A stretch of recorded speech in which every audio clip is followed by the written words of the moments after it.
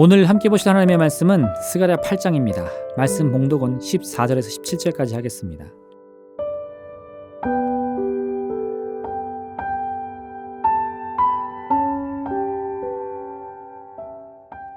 만군의 여호와가 이같이 말하노라. 너희 조상들이 나를 경노하게 하였을 때에 내가 그들에게 재앙을 내리기로 뜻하고 뉘우치지 아니하였으나 이제 내가 다시 예루살렘과 유다 족속에게 은혜를 베풀기로 뜻하였나니 너희는 두려워하지 말지니라.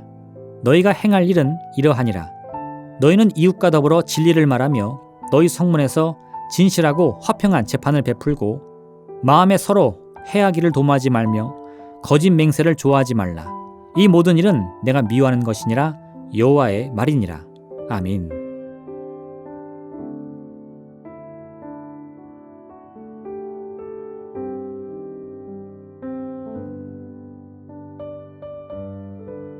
이제 하나님께서는 예루살렘을 위한 새로운 소망의 일들을 하나씩 이루어 주실 것입니다. 성전 재건은 이러한 하나님의 회복의 역사를 상징하는 가장 분명한 증거가 될 것입니다. 그리고 하나님께서는 점차 회복되는 예루살렘에서 백성들이 따라야 할 삶의 모습을 이와 같이 말씀하십니다. 너희는 이웃과 더불어 진리를 말하며 너희 성문에서 진실하고 화평한 재판을 베풀고 마음에 서로 해하기를 도모하지 말며 거짓 맹세를 좋아하지 말라. 이는 앞선 스가랴 7장에서 참된 금식이 무엇인지를 일러주시며 하셨던 말씀과 그 맥락이 완전히 일치합니다. 결국 하나님께서 원하시는 것은 불의와 다툼이 사라지고 서로가 서로를 향해서 오직 인애와 자비를 베푸는 그러한 믿음의 공동체를 이루는 것임이 더욱 분명해진 것입니다. 그렇다면 이러한 하나님의 뜻은 오랜 시간이 흐른 오늘날에도 동일하다는 점을 우리는 반드시 기억해야 할 것입니다. 성경은 하나님을 향한 믿음을 어떤 이론적이거나 지식적인 면에서의 정의로 이해하지 않습니다. 오히려 배운 것이 많고 아는 것이 많은 사람일수록 하나님을 향한 믿음을 고백하는 것이 더 어렵게 느껴진다는 사실을 우리에게 보여줄 뿐입니다. 예수님의 제자 중 하나인 빌립은 나다나엘이라는 친구가 있었습니다. 예수님께서는 나다나엘을 향해서 간사한 것이 없는 사람이라고 하시며 그가 홀로 무화과나무 아래에 있는 것을 보셨다고 말씀하셨습니다. 이로 보건대 본래 나다나엘은 참으로 신실하며 하나님을 열심으로 믿었던 사람임을 우리는 알 수 있습니다. 하지만 그도 처음에 빌립이 예수님에 관해 이야기했을 때 빌립의 말을 믿지 못했습니다. 빌립은 나다나엘에게 나사렛 예수를 만났는데 그분이 바로 모세율법에 기록하고 있는 참된 선지자라고 소개했습니다.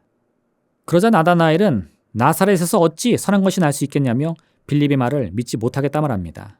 왜냐하면 구약의 말씀들은 하나님이 보내시는 참된 메시아는 다윗의 동네인 베들레헴에서 탄생할 것을 이미 말씀하고 있었기 때문입니다. 나다나엘은 마리아와 요셉이 로마 황제의 명령으로 인해서 만삭의 몸을 이끌고 베들레헴에 가야 했던 사건을 알 수 없었기 때문에 나사렛 출신의 예수라는 말만 듣고서 그 사람은 결코 하나님의 선지자일 수 없다는 확신을 갖게 된 것입니다. 이처럼 지나친 지식과 지혜는 오히려 하나님을 향한 믿음 앞에서 아무런 소용이 없거나 우리의 믿음을 방해하는 장애물이 되기도 합니다. 이는 하나님을 믿는 믿음이 반지식적이기 때문이 아닙니다. 우리의 지식과 지혜로는 하나님의 오묘하신 섭리를 다 이해할 수 없기 때문에 나타나는 하나의 현상일 뿐입니다. 하지만 아직도 인간의 지식과 기술만을 최고라고 믿는 이들에게는 인류의 모든 한계를 넘어서는 하나님의 역사와 기적들을 이해할 수 없고 납득할 수 없는 아무 의미 없는 일들로 여겨질 뿐인 것입니다. 배를 타고 갈릴리 호수를 건너던 제자들 앞에 거대한 풍랑이 일었습니다. 평생을 갈릴리 호수에서 먹고 살았던 어부 출신의 제자들조차 이 사나운 풍랑은 이길 수 없다고 직감할 정도였습니다. 그렇게 모든 삶의 소망이 사라질 때쯤 저 멀리서 사람의 형체 같은 것이 물 위를 걸어서 다가오고 있었습니다.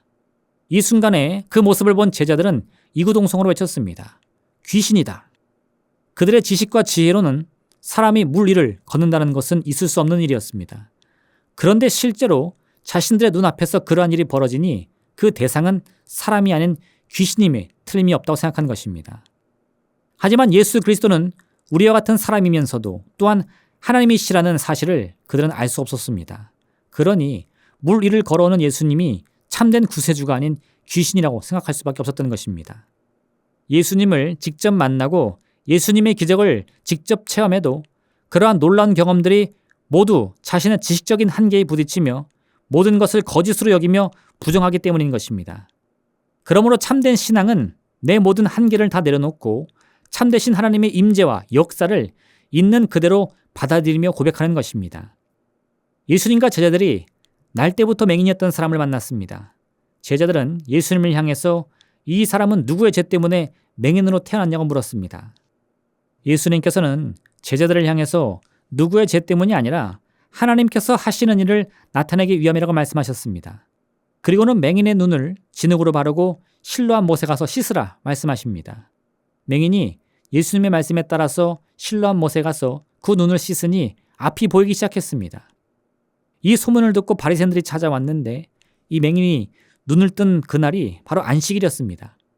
바리새인들은 안식일에는 어떤 일도 해서는 안 된다는 십계명을 들먹이며 이 맹인이 나사렛 예수에게 치료받았다는 것은 거짓말이라고 주장합니다. 맹인이었던 사람은 바리새인들의 논리적인 공격을 들으며 기가 막혀 했습니다. 그는 자신은 평생을 맹인으로 살며 앞도 보지 못했고 배우지도 못하고 무엇을 풍족하게 가져본 적도 없지만 지금 이 순간 단 한 가지 확실한 것이 있다고 말합니다. 그 사람이 대답하여 이르되 이상하다. 이 사람이 내 눈을 뜨게 하였으되 당신들은 그가 어디서 왔는지 알지 못하는도다. 하나님이 죄인의 말을 듣지 아니하시고 경건하여 그의 뜻대로 행하는 자의 말은 들으시는 줄을 우리가 아나이다. 창세 이후로 맹인으로 난 자의 눈을 뜨게 하였다함을 듣지 못하였으니 이 사람이 하나님께로부터 오지 아니었다면 아무 일도 할 수 없었으리이다. 자신의 눈을 고침받은 이 사람의 말은 철학이나 지식 그 이상이었습니다. 그의 말에는 어떤 논리나 철학이 아니라 자신이 직접 경험한 예수님의 기적이 담겨 있었기 때문입니다. 하나님을 믿는다는 것은 그저 무엇을 배우고 익히는 과정이 아닙니다. 하나님을 깊이 만나서 체험하는 순간인 것입니다. 그러한 경험을 입술로 고백하며 마음과 생각의 변화를 통해 더 나은 삶을 살기로 작정하는 것이야말로 진정한 믿음이요 하나님을 향한 순종인 것입니다. 하나님께서 예루살렘을 다시 회복시켜 주시는 이유가 바로 여기에 있었습니다. 이제 그들은 과거의 잘못을 반복해서는 안 됩니다. 바로 이곳에서 다시금 하나님과의 깊은 만남 그리고 교제를 통해서 하나님의 뜻 안에서 더 나은 삶을 살기 위해 함께하는 세상을 만들기 위해 믿음의 소망을 세워 노력해야 했던 것입니다. 오늘 우리도 하나님께 부름을 받은 자녀로서 더 나은 삶을 살기 위해서 모두가 행복한 세상을 만들기 위해서 꿈을 품어야 할 것입니다.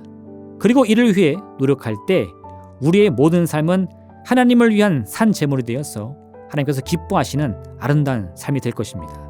기도하겠습니다. 사랑의 하나님 아버지 감사합니다. 참으로 주님께 택함받은 백성으로서 우리가 어디로 와서 어디로 가야 하는 운명인가 믿음 안에 바로 알게 도와주시옵소서. 그것은 지식이 아니며 지혜가 아니며 철학이 아닙니다. 하나님과의 만남이며 직접적인 체험이고 또한 경험입니다. 주님께서 베풀어 주신 그 귀한 은혜를 우리 마음 가운데 새기고 그것을 기준 삼아 우리의 삶의 방향을 믿음 안에 바로 세게 허락하여 주옵소서. 온 힘을 다해 노력하여 주의 뜻을 이루게 허락하여 주옵소서.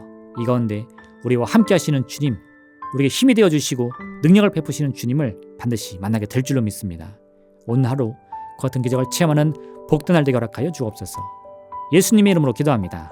아멘.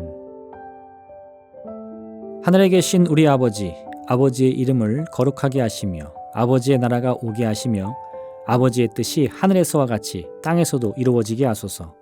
오늘 우리에게 일용할 양식을 주시고 우리가 우리에게 잘못한 사람을 용서하여 준 것 같이 우리 죄를 용서하여 주시고 우리를 시험에 빠지지 않게 하시고 악에서 구하소서. 나라와 권능과 영광이 영원히 아버지의 것입니다. 아멘.